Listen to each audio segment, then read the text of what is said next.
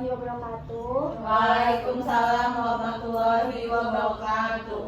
Gimana kabarnya? Alhamdulillah baik. Kalian kesini pada naik apa? Mobil. Kalian kesini udah pada tahu belum sih tujuannya apa?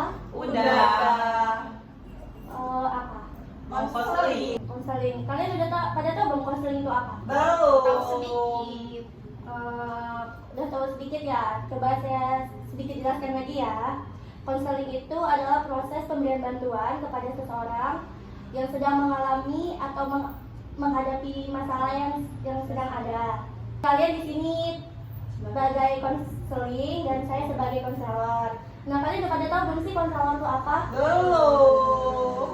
Konselor itu adalah seorang ahli dalam bidang konseling atau sebagai apa sih? Pemecah masalah. Pelan dulu ya, mulai dari sini. Nama saya Maya. Ya, nama saya Cindy. Saya Caca. Saya Putri. Saya Abel. Jadi dalam sesi konseling itu ada 3 asas. Yang pertama asas kerahasiaan. Kalian gak usah takut, rahasia kalian itu bakal tersebar yang sama ada orang-orang di sini. Yang kedua itu asas keterbukaan. Nah, kalian harus terbuka sama saya buat cerita apa permasalahan kalian.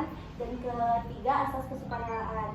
Kalian harus rela untuk berceritakan masalah kalian yang sedang dihadapi. Jadi kita langsung masuk aja dalam sesi permasalahannya. Kalau gue tahu dari Kalau saya overthinking masa depan gitu. Saya overthinking bisa nggak ya ngebahagiain orang tua. Kalau saya sih overthinking sama kayak perkuliahan gitu sih kak. Kalau saya overthinking sama cowok saya, itu sebenarnya mau nggak sih sama saya. Kalau saya overthinking kayak tentang pertemanan gitu loh kak.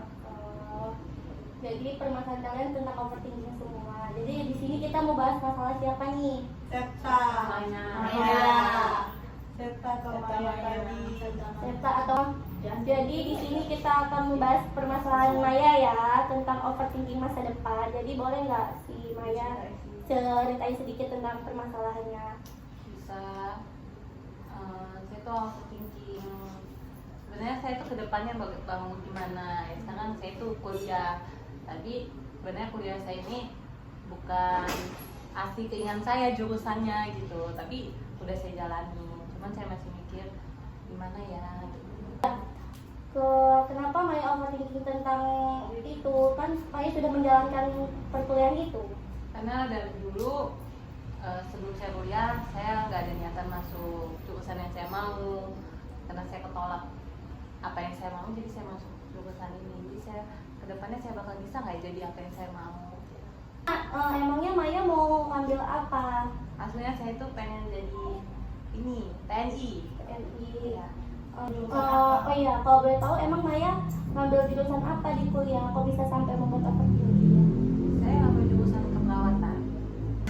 Emang ngambil jurusan keperawatan itu tuh kemauan siapa? Kemauan Maya apa orang tua?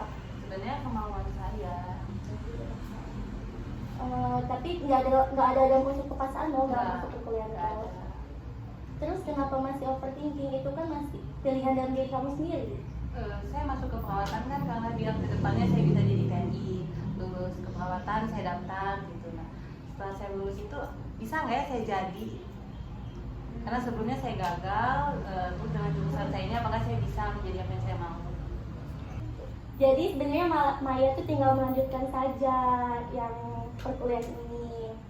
Jangan terlalu dibuat overthinking, nanti malah keganggu sama perkuliahan yang sekarang.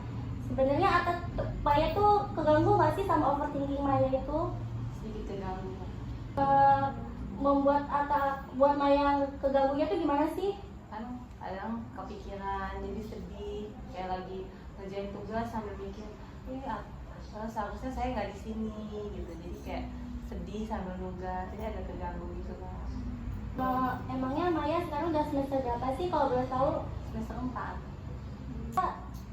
Enjoy kan melakukan perkuliahan ini? Enjoy aja kok.